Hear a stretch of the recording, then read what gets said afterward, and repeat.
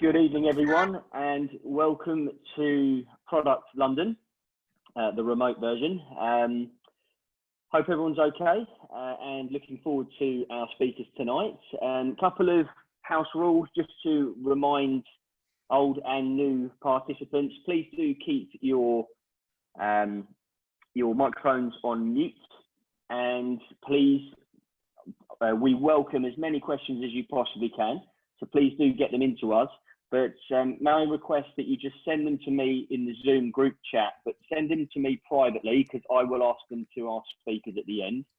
I'd just like to sort of maintain the fluidity of the event, and everyone then gets the chance to listen to the speakers as they speak and listen to the sort of Q&A at the end. So we've got two great talks tonight. We've got Rinaldi Johnson, who is a Chief Product Officer at Zava. His talk is setting up teams to build great products as regulations evolve. And we've got Nick Bennett, co-founder and CEO at Fika. Is that pronounced right, Nick? Fika yeah, or that's Fika? right. That's right, Alex. Fika. No, Fika. At Fika. And his talk is Let's Have a Fika About Mental Fitness. So I'm going to hand you over to Joe.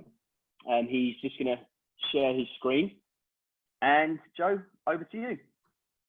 Hello, hi. Is that all working? Can you see my screen? All good to me, Joe. That's all good. Fantastic. So hi everyone, my name's Joe. I'm the Chief Product Officer at Zava.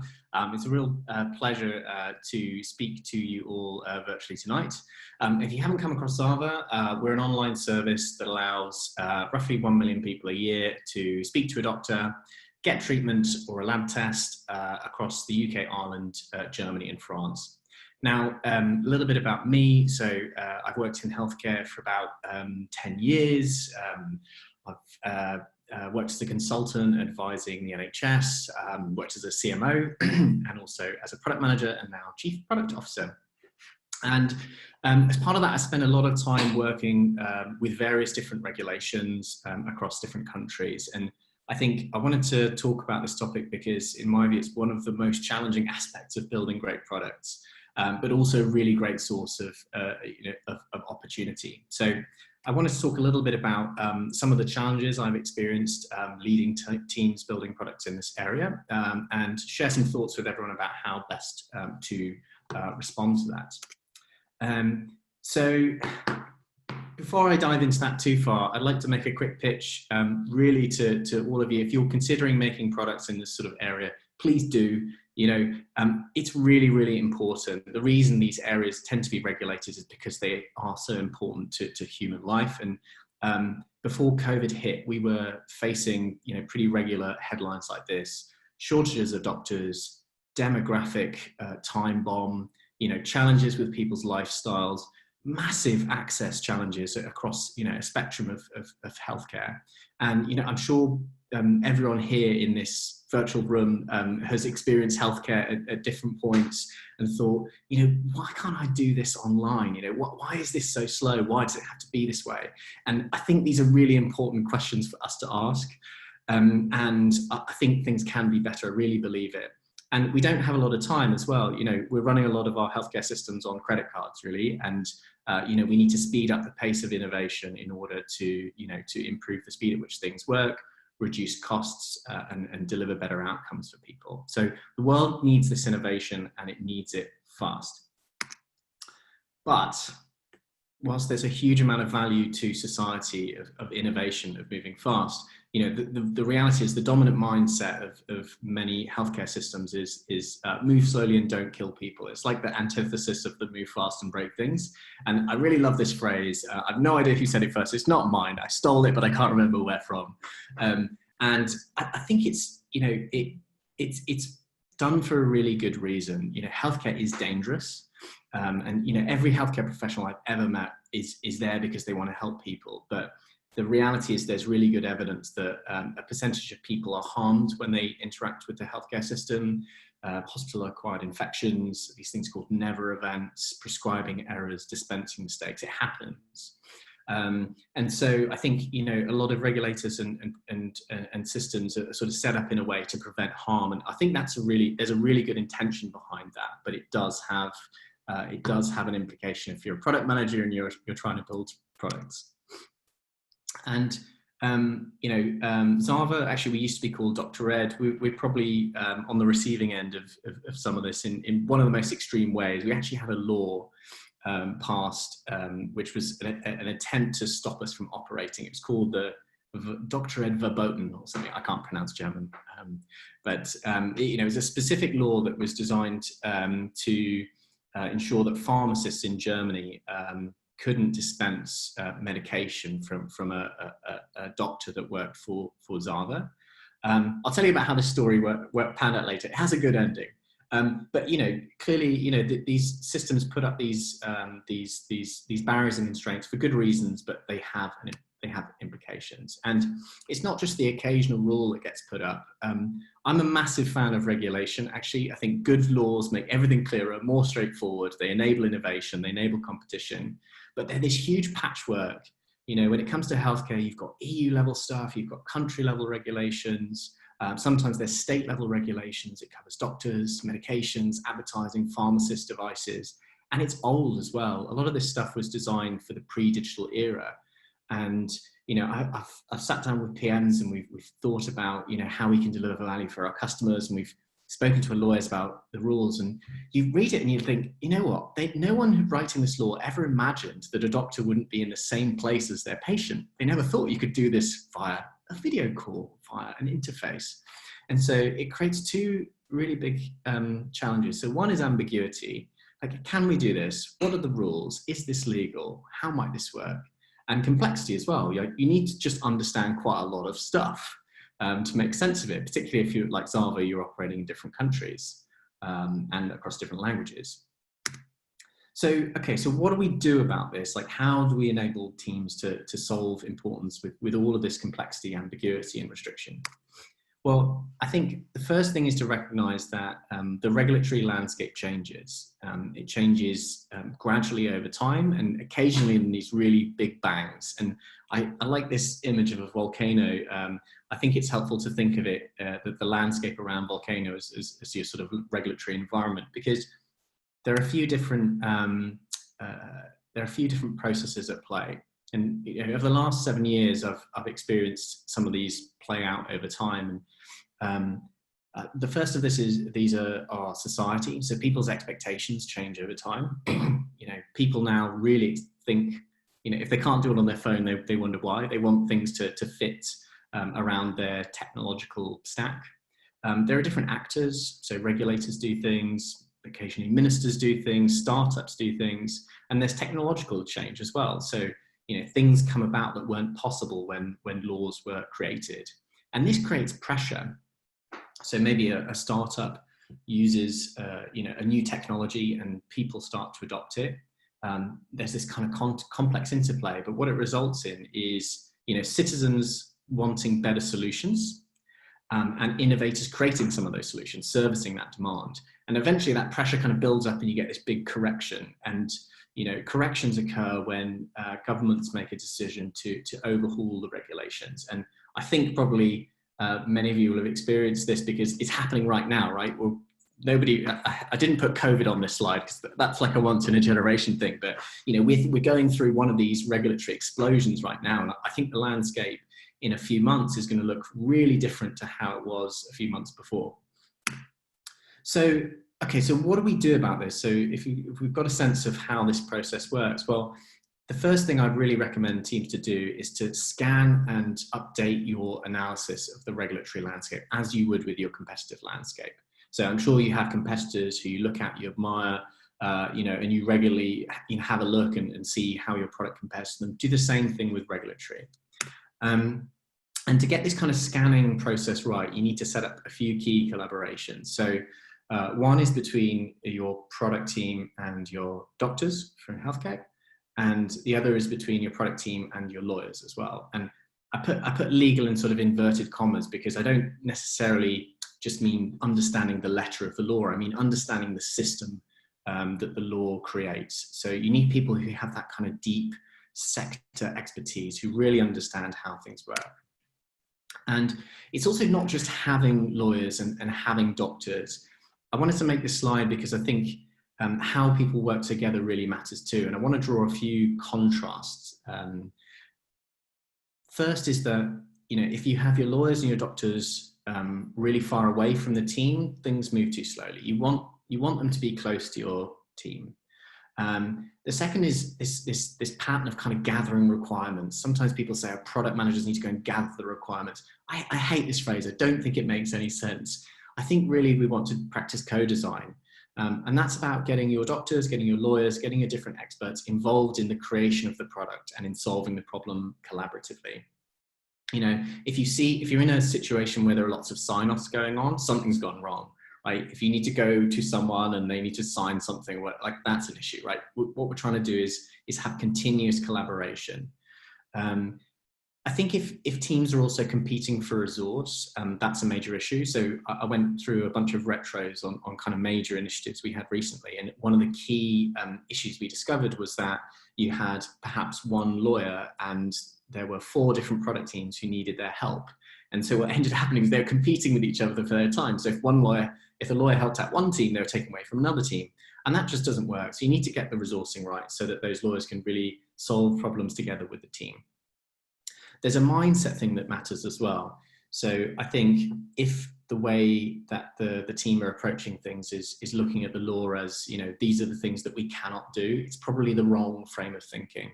So I love the how might we framing, that you've probably heard of. I think the questions are, how might we do this safely? How might we do this in a way that is compliant with the regulations? How might we do this in a way that the doctors, feel comfortable doing this? I think it's an important factor is speaking the same language. And I don't just mean speaking German, although that's really, really important if you're building a German product. I don't speak German. But what I mean is product managers need to learn how to speak a bit of the language of their stakeholder. So I'm not suggesting that any product manager needs to become a doctor or needs to become a lawyer unless they want to go and spend 7 years doing some training. But they need to know enough about the context that doctor is working in and that lawyer is working in to be able to have a good conversation with them. And I think that's about empathizing, but it's about learning their context as well. So you have a great conversation as a team. Okay, let's assume you've got that collaboration set up. Well, what about what teams actually do? And I think here, what's important is making the right strategic bets about how you can create value for your customers and how you can do that in such a way that your business can capture value. Now, at Zava, we discovered from our research that speed really, really matters to people. And this is a real customer quote. The working day is nearly over, so I have no time to try and sort something else out and will continue to feel awful. People don't want to be in pain, and actually they don't want to do healthcare. Healthcare is a negative thing for them. They want to minimize the time that they spend doing it so they can get back to doing things that matter more. Things like being a great husband, serving their community, serving their workplace. And I think this aspect of speed was so clear to us that we had really strong conviction in it. Now, you'll recall from earlier that the Bundestag had banned people from collecting prescriptions in Germany. So what do? You've got this strong conviction about making things fast, but the law is saying you need to make things slow. Well, given what our users were telling us, we couldn't just drop speed and think, okay, look, we'll have to live with slowness forever. But at the same time, it wouldn't have made sense for us to continue investing in this area in the same way that we've done in the past. So in essence, what we did is we sort of dialed down the investments in this area.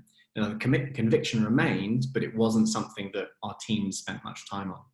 And I think my learning from this process and seeing some of these explosions and the various kind of twists and turns of regulation is, if you operate in a changing regulatory environment, you need to have this constant process of dialing up and dialing down your bets as you learn about things, but also as your environment shifts. So it's important to know, when you're at 0 on the dial and when you need to crank things up. And the really good news about this story is that we were 100% vindicated. So having had, the Bundestag pass a law against us, in 2018, we started to detect some rumblings.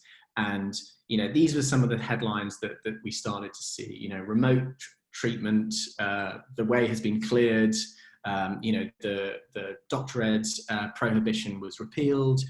We started to be invited by states in Germany to sort of join their telemedicine pilots. And, this was really, it felt like a volcano moment to us. And this was, as a result of this, we went back to our long-term conviction bets, and we were like, okay, this is the time to crank the dial back up to 100. And, when we did this, we discovered a number of things. We discovered there were other partners who developed new technological solutions that we could leverage. We discovered a range of new possibilities. And after dialing that up, we discovered a solution that would enable people to get their prescription transferred electronically to a local pharmacy, not in 3 days, as it was previously, but in 3 hours, and with really good quality notifications about what was happening along the user journey. Now, this sounds maybe like fairly basic stuff in a world of Deliveroo and Amazon, but in Germany and in healthcare, this is really game-changing stuff. And you've got to go back to, what actually really matters to customers here. It's not like, I get my shoes in 3 days' time. If you're sitting around with an infection for 3 days because you can't get your prescription, you're going to be in pain for that whole period. So it was a really nice example of where we'd managed to sort of, find our way through the regulatory environment, keep that long-term view of the vision, and eventually deliver a solution that worked. So just to recap, that's the journey I wanted to talk you through today. Recognize that regulatory landscape changes, scan for the change, set teams up for really close collaboration, make your long-term bets, build conviction, and dial up and dial down the bets as you respond to that. It's been a pleasure speaking to you. Thank you very much for your time, and I really look forward to your questions. Joe, thank you very much. Really enjoyed that. Great talk. Really engaging, and have had some good questions come in. So I will save those to the end. Nick, do you want to just test your screen? Share? Sure, yeah. I'm gonna start without sharing screen, if that's all right with you. No problem. Yeah, no problem at all. Well, I will hand over to you then, Nick. Your audio's good. Over to you. Fantastic. Okay, super. So thanks for inviting me along to this, Alex, and Joe. Thanks for that. That was a very interesting discussion there, and great work that you're doing. And I concur. More of us, please, in this healthcare space. That's it's valid. Tech for quite literally for good.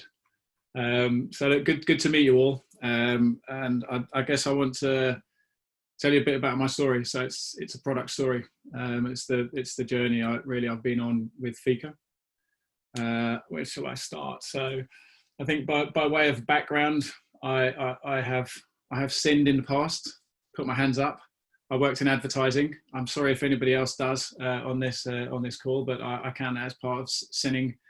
I was part of the rich media page overlay generation, delivering disgraceful, 1 megabyte rich media ads over people's web experiences back in the day. So I have some sins to atone for. That was part of my journey, and it was building and running a digital ad agency, which was a lot of fun. Probably more drinking, to be honest, than working, or very carefully balanced. Actually, the two of them.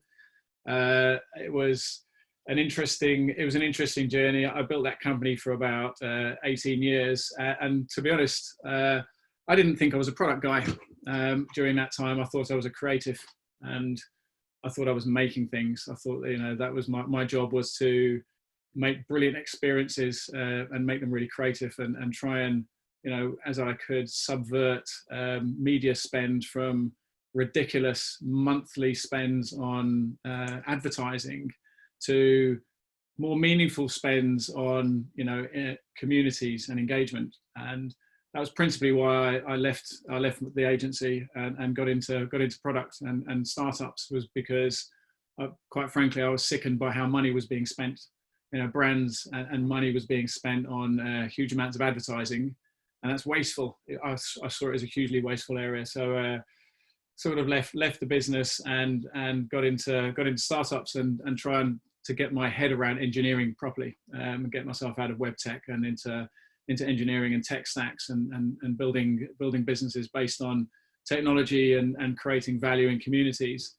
And I think at that point I still thought I was a maker and a creator, and it was an interesting part of my life. I spent 7 to 8 years working in different startups as chief product officer and head of digital, etc., etc. Did some really interesting stuff. Collated global data for a huge sort of data engine to try and understand. We had this vision that this company I was working in was to create a single currency for popularity using social media. This was pre-Cambridge Analytica, so again, some sins. So there was a lot of scraping going on during those days. There was a hell of a lot of scraping and APIs from some of the networks that were open. And from that, we were trying to gauge a sense of popularity by normalizing the scores for every public entity on the planet. So it was an insane ambition, but it was a fun journey, and it culminated in the Oscars of social media in Singapore, a massive, crazy event. Again, it was part of the very wasteful era of startups where money was being put into things that had big data on it, and therefore, investor money was being thrown at these businesses. And sadly, I was part of one of those as well. So more sins to atone for. I then went on to try and understand how to use data, work with data scientists and build algorithms to detect community closeness. So getting an understanding of data science and vectors and how they work, and how you can use that information to understand how things are close together in data sets and create instant audience reports. All of that changed for me, and I was still a creator and a maker at that time, but it changed in September 2014 when my best friend Ben died by suicide, and that was a reframe moment for me. So we'd been best mates for 34 years. So just in case any of you thought I was in my 20s or 30s, just reframe that much later on. And after Ben died, I decided to just tap out. And decide what I wanted to do in my life. It was a period of reflection for me, I think. And I decided I wanted to build something in mental health. And I wanted to make a business there. I wanted to do something about what had happened to Ben that I couldn't reconcile at the time. We'd been best mates for the best part of 34 years. I'd probably classed myself at that point as being quite typical in blokeness and keep everything to myself, thinking that strength was about holding everything inside, not letting anything out. And that's totally wrong. And I think because of that, I wasn't the best friend for Ben. I don't think I was really equipped emotionally to help him better. And I don't think he was equipped. And still, I thought I was a product maker. I thought I'm going to make something. I'm going to make something in the mental health space. Now, at the time, I'd also, in my consultancy that I'd been doing around the side of startups, I'd come across design thinking. I'm sure you're all quite familiar with that from the product world. And I got quite fascinated with that over a period of time, before getting to this point. And so what I decided to do was just try and understand which problem I wanted to solve.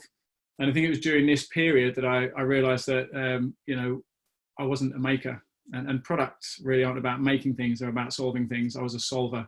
And so I decided, what am I going to solve? And I set myself a good period of time. I didn't rush into the product. Now, prior to this, I had made lots of products. I'd released products, both enterprise, B2B pieces of software, and also some apps. And I'd released some fun apps. I released a chat application that was very successful. We had about 500,000 users in the first sort of 3 or 4 weeks of launching it. It was at that time, it was the most successful thing I'd made, but I wasn't really solving a problem with it. At the time. So I think my journey really with Fika was about understanding that for me, products are about solving and focusing on a North Star. And that North Star that I decided to focus on was how to reduce global mental ill health. And it was really, looking at that spectrum of mental health that I started the journey of working out what I wanted to solve, and then which product I wanted to build. And it's been really interesting over the last 2 years. The product I started with is miles away from the product I have now. And I think I stick to that thing that if with your product, you decide what your North Star is, what are you solving? Don't worry about your product. Your product will change. It could evolve. You could end up, the tech stack will change dramatically. Your features will change dramatically, and you may end up with something very different to what you started with. But the North Star of the problem you're going to solve is what should stay. So I'll just go into a brief screen share with you guys.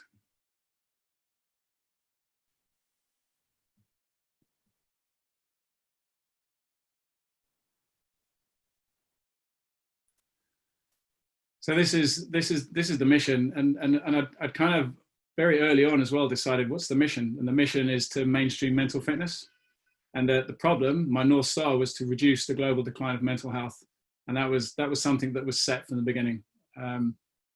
This was really my founding sort of principle when I was doing the design thinking, was let's look at an adjacent health spectrum. So the physical health spectrum, we're quite familiar with that. We're used to this concept of physical education. We get that throughout our schooling and on into lifelong learning. It's very cultural. And with that, we retain some literacy from that health, physical education. And from that, we create our own habits and we form a level of physical fitness. And by that, we ward off our own physical ill health and physical illness. Why don't we do that with our minds?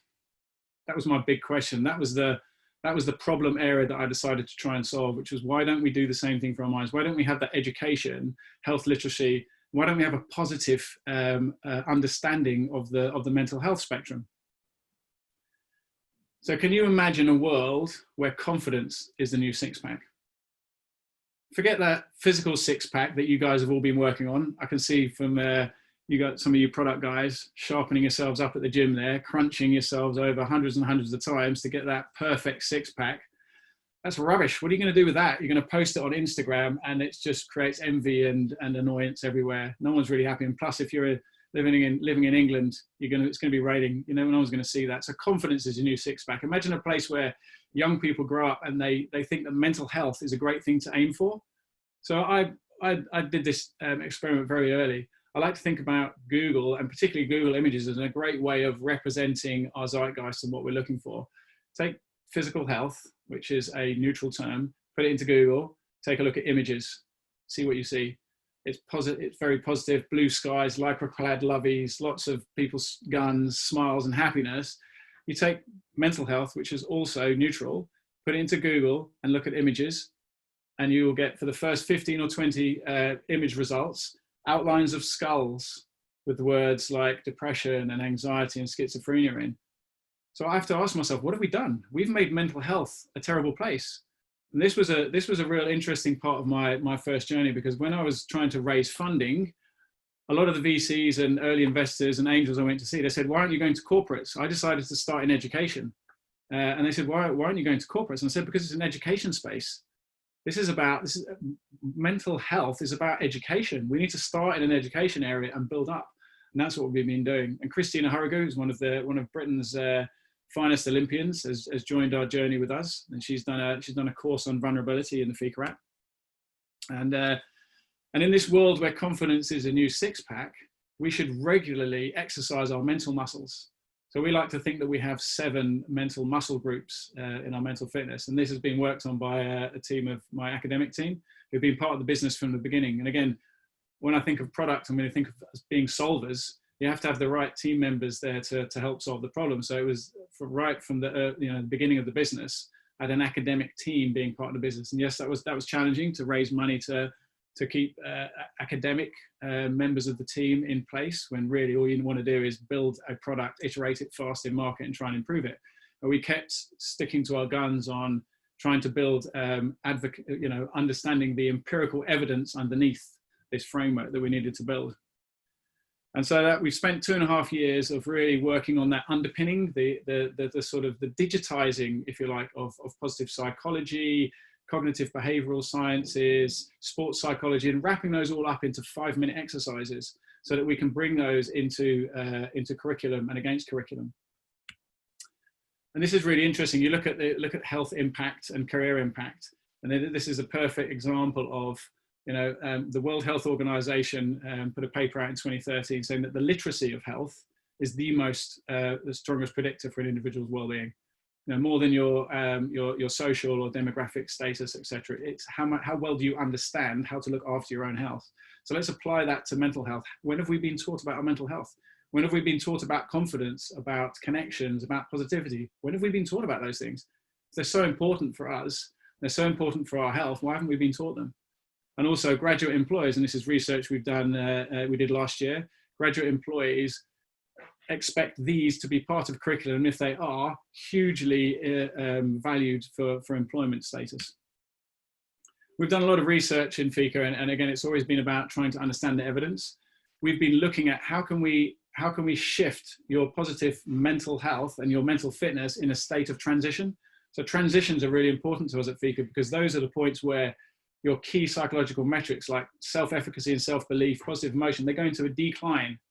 And we found in a key transition period, and we did a randomized control trial to help to understand how can Fika, as a prevention rather than an intervention, how can it offset that decline that happens? Now, actually, I'm talking about that decline as if I knew it was a fact. I didn't know that was a fact. So those red lines show the control group.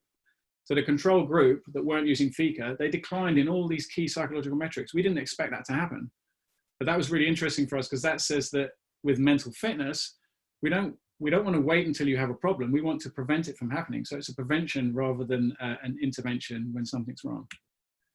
And we're now working with 40 UK universities. So it's taken us 2 years of like development of the product, and working with the science and standardizing that, and really trying to build a new cultural understanding of mental fitness. And that's really been highlighted by COVID as well. I think COVID has turned us inward a little bit. We've realized that actually remote psychology and psychological support and safety is a really important part of our well-being.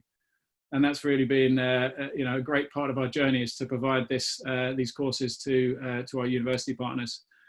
The product itself is a platform, and I'm not going to sell it to you guys. It was really about talking to you. I think my story was about understanding that I thought I was a maker, and actually it's not. I'm a solver, and I hope I'm going to continue to solve this problem and expand the business to have as much impact as possible.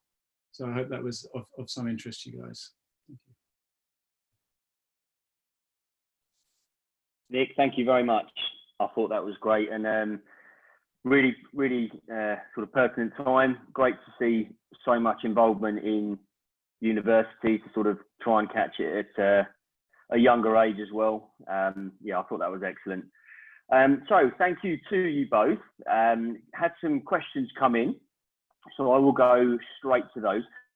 Just to let you know as well, this is all recorded. Oh no.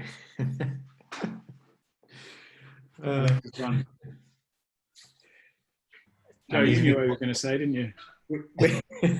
We lost you there. No. Hi everyone. Sorry, it looks like Alex's signal might have gone. But I can see some of the questions that were actually asked. We might be back actually. Hang on a sec. No, he's gone. We'll start with a couple of questions. I'm back. If you can hear me, I'm back.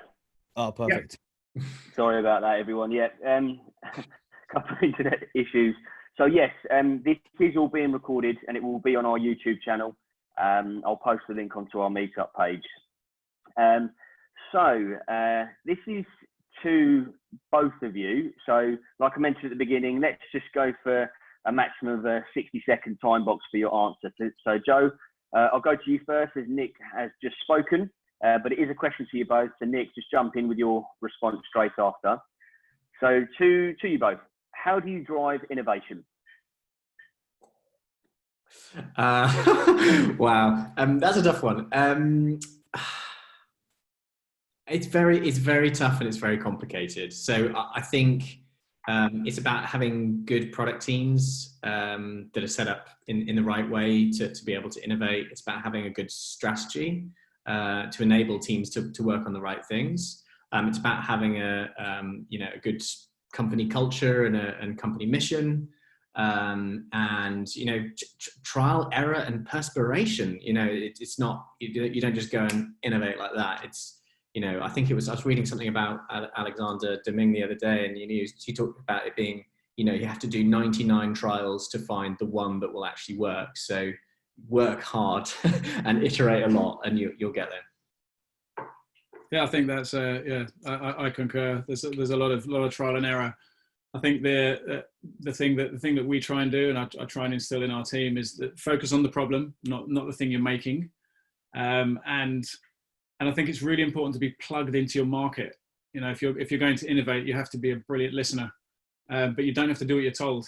That's really important. You need to really focus hard on the problem, really listen to the market that you're in. It's something we actually got our product market fit came after our price market fit. So we got bought before the product. So we tried to sell ourselves into the market to build it with them. And by doing that, we were able to actually innovate effectively. I think it's very hard to innovate effectively outside of your market and without insiders helping you to build it. Thank you very much. Another question for you both. When hiring, what do you look for? What do you look for?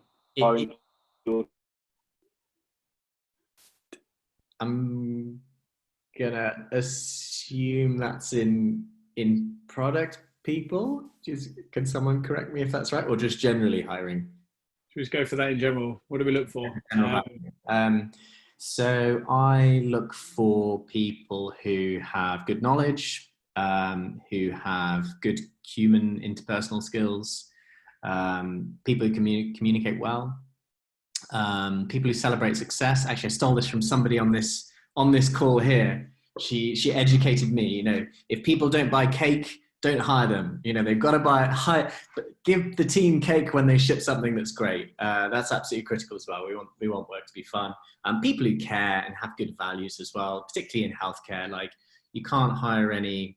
I won't use the swear word, but you can't hire those people. You need to hire nice people who really want to be working on these sorts of problems. Yeah, I think that's probably it. The GitHub profile. No, that's not true actually. So I think in a similar way, the aptitude is really important. I think we also hire, at Fika in particular, the mission is really important. Someone has to have a high belief in the mission, and normally a story as well. A connection to why they're doing what they do, because the why is really important for us. So why we're doing what we're doing has helped us through many wrong products and many difficult times as a team.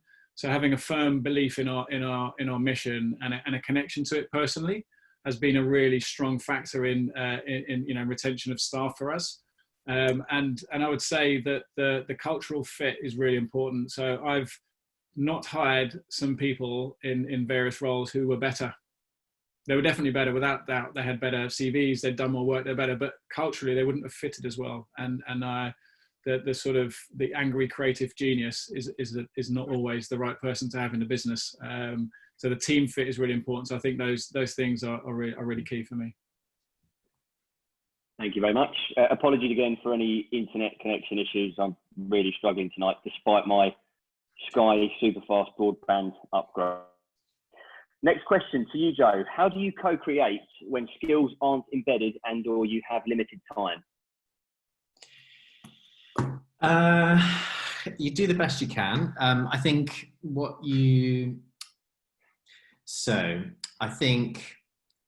you'd have to go back to your organization and challenge them a little bit, because if there's scarce resources in other parts of the organization, it's possibly a sign that you're trying to do too much. And, I think as good product people need to say no. I think you need to do that at a kind of team level with your backlog, but you need to do that at a strategic level as well. I think if you're finding that you don't have those people in the organization who can help, bring the product to market, ensure that it's safe, ensure that it's legal, probably those people are working on some other stuff, and they're working on that other stuff. It's possible that stuff's more important, and that's possibly a sign that your strategy as a company overall is unfocused. So I think that's the first thing. I want to dig in a little bit about how that situation has come about. If it's possible you're in this situation where you just, new startup, haven't got enough money, you've only got a lawyer for a day a week or whatever it is, then I think you just need to get them involved in the key parts of the product development process, where they can contribute. So, bring them along when you're doing brainstorming, bring them along when you're doing planning sessions, bring them along when you're unpacking a problem, and bring them along when you're demoing stuff. So I think, there's no kind of precise answer to that, but I'd say, they don't need to be there, full time all of the week. In fact, that's definitely overkill. You don't want them there, when you're doing your pairing sessions or designing every single asset. But I think there are a few key points in the process where, their input will be particularly valuable. Thank you. Nick, when a life-changing moment occurs in your life, do you think that would make you more passionate, or could it be a hindrance and could skew the end product? That's a very, very interesting point, actually. I guess you need to take a bit of time if you can. I think you're right. I think it's a really on-point question. I would say that when I started with Fika, I definitely thought it was health tech, and I definitely thought it should be a B2C consumer play. I think it was being able to spend some time and really understand the problem I wanted to solve versus let the passion just come out in a raw sort of like expressive way. Because I think I would have rushed down a solution that would have potentially not been the correct solution to try and work on. So I think yes, I think it is important, if you can, to spend some time with your pain, if you like, and then try and, I always try and, with the business, I always try and remove my emotions from my decisions. It's not always possible, but and that's right away across the business, from product decisions as a team, and instilling that on our entire team, is that we try and keep the emotions out of decision making. And I think with an important thing like starting a business and creating a route, I think it's important to make sure that the decision making has a found rational base to it, or a sound rational base. But then you can re-engage that emotion. That emotion, if you've had a life-changing event, that emotion will be there. You can bring it back anytime. It's quite a deep pool. So yeah, I think it's a really good question. But take some time before you rush into it, I think it would be my advice. Thanks, Nick. Joe, you mentioned you come from a medical background. Do you think this is a major advantage in helping you in your current role? And what advice would you give to someone who isn't experienced in a particular field but would love to get into it? Oh, that's a really great question. Yeah, I think it definitely helped. So I think it's interesting, because I think every product person I know has like a little story of how they got into product. Like, you don't go to university and you're like, I'm going to study product and then be a product manager, or build products. That's typically not how it works. So I think most people kind of find a way, and usually the story goes along the lines of, I was doing something else in a technology organization, and I happened to be sort of working quite closely with this group of people. And then I sort of picked up a few tasks off them. And then, after a few months they left and I became the product manager. So I think whatever your journey is, I think I'd try and find a way in your work where you're working close to an area that you want to work in. And then once you've kind of made that step being quite close, the next step's a lot easier. I think if you're really far away, it might be challenging. But then, I mean, it depends. It's really hard to say that definitively, because I think in some cases you probably just need to apply, and actually you might be lucky, and you might have the skills, and it might be a good fit. So yeah, either find that stepping stone or just go for it. Thank you. I believe this one's to Nick. How do you empirically prove something that is very difficult to metricize?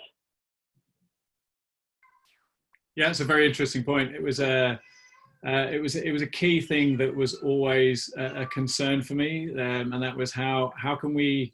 It was actually brought to my attention very clearly by a CEO of another startup, and he said to me, How are you gonna tell them what you're doing for them? And it's really interesting. So we're actually in the process of building a diagnostic tool to understand your mental fitness scoring. Now we're doing that at a group level, so it's a sort of departure from individual sort of scoring, and we're building that to try and to build out a new part of our empirical proof. The way that we've managed to prove what we've done so far is to rely on known psychometric scales. So there are quite a few scales that have been born out of the academic worlds of the various sciences that you can put in place, and that they normally come in the form of a questionnaire, and they become pre and post questionnaires. So you use we're actually building our own scale at the moment for mental fitness scoring and for group mental fitness scoring. But to prove empirically what the Fika app as an intervention or a prevention, you use existing scales. So you take those scales that already exist, and you get academics to run ethics testing or get ethical sign off at a university or a group or organisation, and then you really you put testing in place at key points in the journey, and then using those known scales, which have a lot of secondary evidence behind them and a lot of known implications and outputs, you can then map if your intervention has shifted the scales that are already known and tried and tested in other secondary evidence papers and studies. Thank you.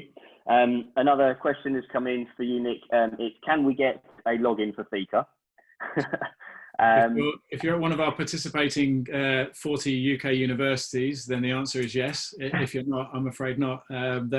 It was, as I said before, I actually started it as B2C, and I think, to the previous question that someone asked, which is a really interesting question, can your passion get in the way of getting it right? I think definitely, and it was the wrong decision to go B2C in the first place. We ran it for a while as a B2C, and we used the data, and we did a lot of iteration of products, but no, it's only available for workplace or for education institutions to purchase for their populations, and that was really, it was really born out of the fact that this is a cultural change that is needed, and it's born in education and lifelong learning, and it is the responsibility of the owner of the duty of care to basically ensure that this education is provided to the population. So sadly, it's very unlikely that Fika will be a B2C. So go to university or come back to university at one of our 40, and you can get hold of it.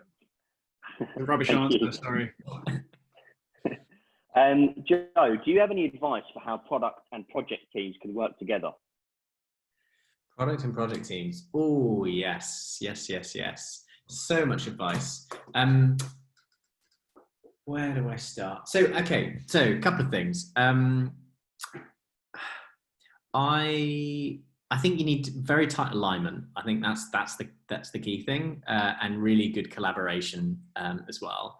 How you go about doing that, I found a few things work really well. So first thing is you want a shared Kanban. So something we introduced about 6 months ago at Zava, and it's one of the best things we ever did. It's a bit of paper on a wall that says in progress, coming up next, do later. And it has, key, company initiatives, OKRs that you're working on, depends how you're working. And we get around it on a Monday, everyone involved in a particular stream of work, and product manager gives a quick update. We've got tech leads there, we've got project people there. We talk about any dependencies. Any dependency gets a big red sticky, and then we work on trying to remove those dependencies throughout the week. So I think first thing, some visual place where it all sits, and you can all kind of stand around and see the status. I think that's absolutely critical. I think beyond that, it's about the relationship between the product manager and whoever is the lead for that project team. We're looking at bringing in a delivery manager at the moment. It's one of the things we're looking at, but we have project managers who sit in the commercial team. And I think where I've seen it work really well is where they form a really tight relationship, and where those two individuals have, really, their experience, they know what they're doing, They've got, you know, great communication skills, great collaboration skills. So yeah, I think, and shared objectives as well. So, you know, if your organization is asking them to go in slightly different directions, it's a total nightmare. So shared objectives, visualize it, and then get kind of key players working together effectively. Thank you. And final question that's come in, and this one is for you both. What advice would you give to, what advice would you give to somebody starting out in product? Nick, do you want to go first? Sure, yeah. Interesting. I think, yeah, just there's a lot of advice, but I think I think it's about North Star. I think if you're starting out in product, I think always remember that you're solving problems, not making things.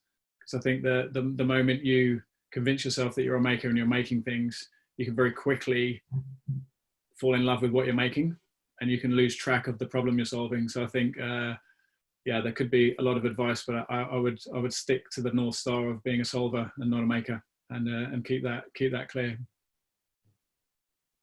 I think that's great advice.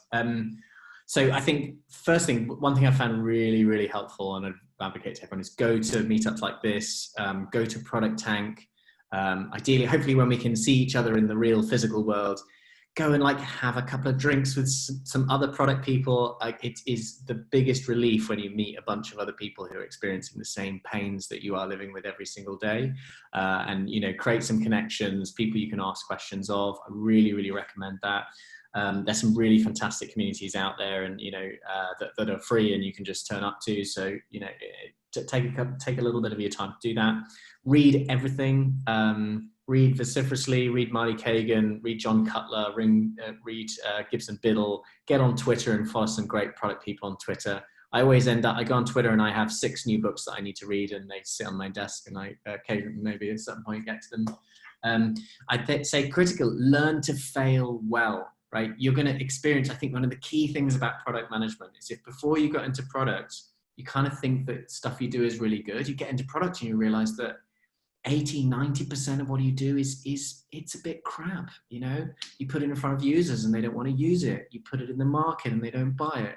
You know, you think you're going to build an AI chatbot that's going to solve the world, and it's not feasible. You know, so I think really get to grips with the fact that you are not going to be very good at this, and most of what you do is not going to work, and just learn to accept that. And then figure out the techniques that you can kind of avoid doing all that failure at huge magnitude. You know, slice things small, ship things fast, collaborate well, and yeah, kind of get comfortable with that iterative process. Thank you very much. And that brings us to the end of the event. I'd just like to say a massive thanks to both Joe and Nick for your great talks tonight. Really I imagine it really got everyone thinking, some great advice as well, and pulled some great questions from our audience. So thank you very much to both of you. It was great to have you collaborate with us. This will be recorded. It'll be on our website, but I'll let you know, and our YouTube channel. So I'll let you know, everyone know as soon as that's done. Thank you very much to everyone for joining us tonight. You know, as much as it couldn't happen without our 2 great speakers, it also couldn't happen without our great community as well. So just finally, if you are looking for work, it is slowly starting to pick up. So my name's Alex Scriven, despite the fact it says Oliver Bernard on your screens. That's the name of our company. But my name's Alex Scriven. I'm pretty easy to find on LinkedIn, so do that. Do that. Agile London is tomorrow night. That's another talk that I host, or we host, and Product London is back next week. Now, I'm just at the closing moment.